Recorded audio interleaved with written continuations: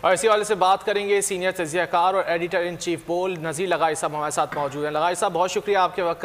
لغاری صاحب، گڑھی خدا بخش جلسے کے بعد اب آپ کو کیا لگتا ہے کہ معاملات کس طرف جا رہے ہیں؟ کیا استعفوں پر کوئی متفقہ فیصلہ کیا جا سکتا ہے اپوزیشن کی جانب سے؟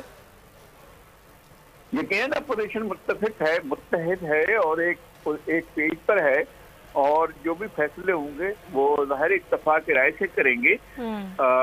اس وقت تو کوئی ایسی صورتحال نہیں ہے جس سے یہ لگ رہا ہو کہ اپوزیشن اور پی ڈی ایم کسی ٹوٹ پھوٹ کا شکار ہے۔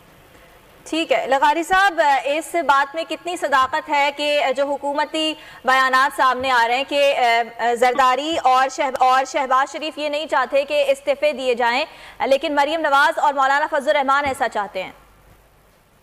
یہ تو ہے کہ مولانا فضل الرحمان اختلاف رائے تو ہو سکتا ہے، اختلاف الگ چیز ہے، اختلاف رائے الگ چیز ہے۔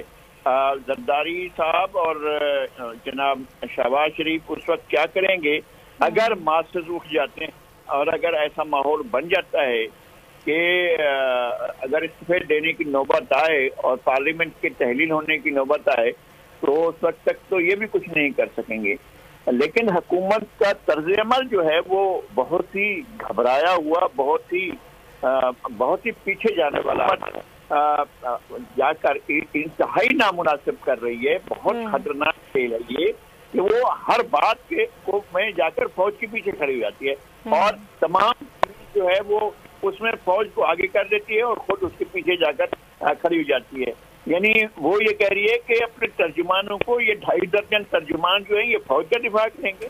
فوج خود ایک دفاعی ادارہ ہے اور پاکستان میں کیا دنیا میں ایک جانا مانا ہمارا دفاعی ادارہ ہے، اور یہ اتنا بڑا سیکورٹی ادارہ ہے جس کے اوپر اتنے بڑے ملک کی دفاع اس کے دفاع کریں۔ یہ 2.5 درجن ترجمان جو ہیں جا کر فوج کا دفاع کریں گے۔ یہ کون سا طریقہ کار ہے وزیر اعظم کا جو جا کر ڈائریکٹ فوج کو اور اپوزیشن کو ایک دوسرے کے مد مقابل لا کر اور ہلہ شیری کی بات کر رہے ہیں؟ یہ تو انتہائی نامناسب بات ہے، کبھی بھی نہیں کرنا چاہیے۔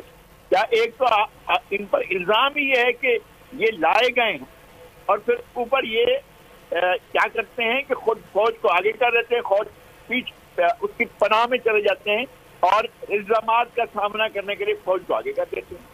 لغاری صاحب، آپ اور ہم سبھی جو ہیں وہ پیپلز پارٹی اور نون لیگ کے جو ماضی رہا ہے اس سے واقف رہے ہیں کہ کس طرح دونوں جماعتیں ایک دوسرے کو تنقید کا نشانہ بناتی رہی ہیں۔ اب لیکن ہم دیکھ رہے ہیں کہ مریم نواز اور بلاول بھٹو دونوں ہی نوجوان لیڈرز ہیں اور خاصی قربتیں نظر آ رہی ہیں۔ آپ سمجھتے ہیں کہ مستقبل تک یہ چلتی رہیں گی؟ دیکھیں، مستقبل پر اس کا چلنا یا نہ چلنے کا انحصار نہیں ہے۔ سی او ڈی ہوا تھا اور سی او ڈی کے نتیجے میں، چارٹر آف ڈیموکریسی کے نتیجے میں جو سب سے اچھی جو منزل حاصل کی گئی تھی وہ آئین کو درست کرنے کی، جس کا جنرل ضیاء الحق نے اور جنرل پرویز مشرف نے حلیہ بگاڑ دیا تھا اور خود نواز شریف نے اس کا حلیہ بگاڑا تھا۔ اس کے بعد جو ہے آئین کو ایک ٹھیک حالت میں لایا گیا اور آئین کو ایک وفاقی، پارلیمانی، اسلامی، ایک عوامی آئین کی صورت دی گئی۔ جرائد شفٹ ہوئے، کانفرنس لسٹ ختم ہوئی اور اس کے نتیجے میں صوبوں کے پاس اختیارات گئے ہیں اور صوبے مطمئن ہوئے ہیں۔ یہ صورتحال تو ظاہر ہے جو سیاسی جماعتوں کے باہم ملنے کے نتیجے میں پیدا ہوئے تھے کہ چارٹر آف ڈیموکریسی ہوا تھا، اور اگر نواز شریف اس دور میں چارٹر آف ڈیموکریسی کے دیگر نکات پر بھی عمل کر لیتے تو آج یہ صورتحال نہ ہوتی۔ ہمیں بہت افسوس سے یہ کہنا پڑتا ہے کہ آج کی صورتحال کے ذمہ دار ایک حد تک نواز شریف خود ہیں۔ لغاری صاحب، کہیں نہ کہیں اعتماد کا فقدان تو ہے نا؟